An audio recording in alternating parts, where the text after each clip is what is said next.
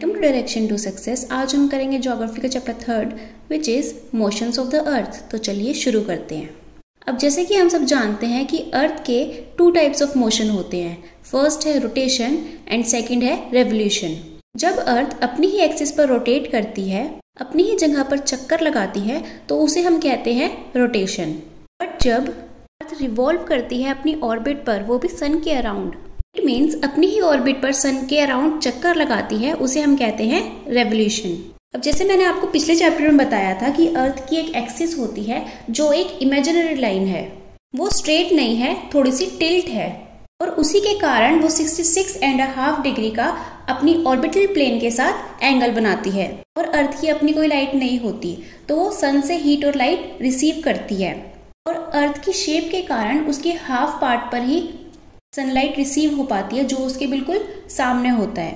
इस पिक्चर से आपको क्लियर हो जाएगा कि सन के बिल्कुल जो सामने वाला पार्ट है, वहां पर सनलाइट रिसीव हो पाती है, इसलिए वहां पर डे टाइम रहता है। बट जो बैक साइड है, वहां पर सनलाइट नहीं रिसीव हो पाती, इसलिए वहां पर अंधेरा रहता है और नाइट टाइम रहता है। अब जो डे और नाइट को डिवाइड कर रहे हैं, उसको हम बोलते हैं सर्कल ऑफ इल्यूमिनेशन।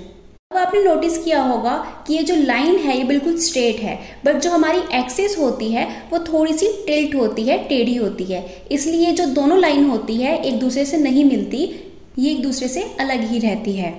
अर्थ अपनी एक रोटेशन के लिए 24 आवर्स का टाइम लेती है। मीन्स जब हमारा एक डे कंप्लीट हो जाता है, तो अर्थ का एक रोटेशन कंप्लीट हो जाता है उसकी एक्सिस के अराउंड। तो जब वो रोटेशन कंप्लीट करती है, उसे हम कहते हैं अर्थ डे। अब ये अर्थ डे वो वाला अर्थ डे नहीं है जो हम एक साल में एक बार बनाते हैं अप्रैल में। ये जो अर्थ की जो रोटेशन होती है, मोशन होता है, इसे हम अर्थ डे कहते हैं। अब कभी आपने सोचा है कि अर्थ रोटेट करना बंद कर देगी तो क्या होगा?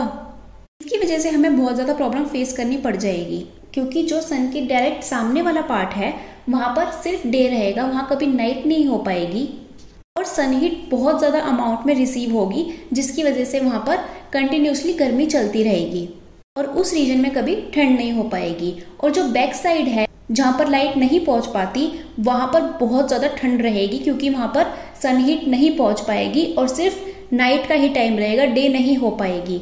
इसकी वजह से हमारी लाइफ में बहुत ज़्यादा प्रॉब्लम क्रिएट हो पाएगी, और ऐसी कंडीशन में हमारी लाइफ इम्पॉसिबल हो जाएगी। अब सेकंड मोशन आता है रेवोल्यूशन। जब अर्थ सन के अराउंड चक्कर लगाती है उसी के ऑर्बिट पर, उसे हम कहते हैं रेवोल्यूशन। अर्थ का एक रेवोल्यूशन 365 डेज में कंप्लीट होता है, और तभी हमारा 1 ईयर भी कंप्लीट हो जाता है। एक ईयर में 365 डेज होते हैं। मैं 365 क्यों बोल रही हूँ? क्योंकि यहाँ पर तो कुछ और ही लिखा है। वो इसलिए क्योंकि 1/4 का जो पार्ट है उसे हम इग्नोर कर देते हैं, जस्ट अपनी कन्वीनियंस के लिए। 1/4 में होते हैं हमारे 6 आवर्स। अब फर्स्ट ईयर में हमने 6 आवर्स को इग्नोर कर दिया, सेकंड में भी कर दिया, थर्ड में भी कर दिया, और फोर्थ में भी कर दिया। बट 4 साल का मिला के वो 6 आवर्स, टोटल 6 × 4 हो गए हमारे 24 आवर्स, और 24 आवर्स का होता है हमारा एक डे। इसलिए हर 4th ईयर में हमारा एक डे इंक्रीज हो जाता है, एड ऑन हो जाता है, और वो होता है फरवरी के मंथ में। जब 3 इयर्स लगातार 28 डेज चलते हैं, तो 4th ईयर हमारा 28 की जगह 29 डेज हो जाते हैं, क्योंकि एक दिन एड ऑन हो जाता है, और उसे हम कहते हैं लीप ईयर। अब अगर पिछला लीप ईयर 29 फरवरी 2020 में था, तो नेक्स्ट लीप ईयर कब होगा? कमेंट सेक्शन में ज़रूर बताना।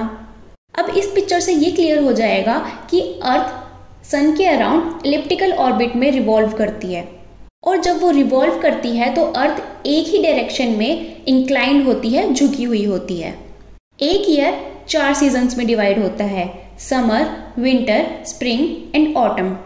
और जब सन के अराउंड रिवॉल्व करते करते जो अर्थ की डायरेक्शन बदलती है, पोजीशन बदलती है, उसी की वजह से हमारे सीजन चेंज होते हैं। जब अर्थ रिवॉल्व करते करते सन के बिल्कुल सामने आ जाती है इस पोजीशन में 21 जून को, तो नॉर्थ हेमिस्फीयर सन की तरफ टिल्ट हो जाता है।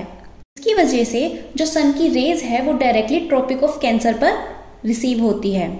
पोल्स तक इतनी ज़्यादा हीट रिसीव नहीं हो पाती, क्योंकि जो सन की रेज है वो स्लांट हो जाती है। बट नॉर्दर्न हेमिस्फीयर में सन हीट ज़्यादा रिसीव होने की वजह से वहाँ पर समर सीजन स्टार्ट हो जाता है, और 21 जून को सबसे लंबा दिन और सबसे छोटी रात होती है। और इसी के अपोजिट सदर्न हेमिस्फीयर में विंटर सीजन स्टार्ट हो जाता है, और वहां पर रातें लंबी होती है और दिन छोटे हो जाते हैं। अर्थ की इस पोजीशन को हम समर सॉल्स्टिस कहते हैं।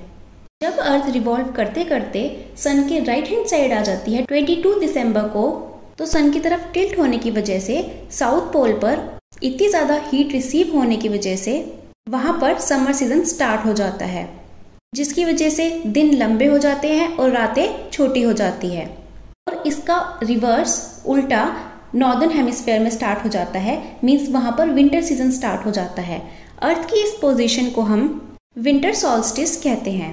अब 21 मार्च को अर्थ की पोजीशन सन से डायरेक्ट ऊपर होती है एंड 23 सितंबर को अर्थ बिल्कुल सन से नीचे होती है, जिसकी वजह से डायरेक्ट सन हीट और सनलाइट इक्वेटर पर रिसीव होती है, क्योंकि इस पोजीशन में कोई भी पोल सन की तरफ टिल्ट नहीं होता।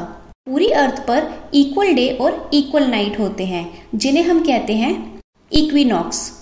अब जब 21 मार्च को सन अर्थ के बिल्कुल नीचे था, तो नॉर्दर्न हेमिस्फेयर में स्प्रिंग सीजन स्टार्ट हो जाता है और सदर्न हेमिस्फेयर में ऑटम सीजन।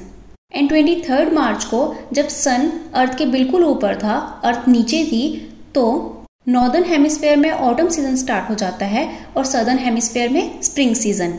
तो इससे हमें यह पता चलता है कि जो डे और नाइट होते हैं और जो हमारे सीजन चेंज होते हैं वो अर्थ की रोटेशन और रेवोल्यूशन की वजह से होते हैं। इसी के साथ हमारा चैप्टर कंप्लीट होता है। और ज़्यादा वीडियोस के लिए जुड़े रहिए D2 सक्सेस चैनल के साथ।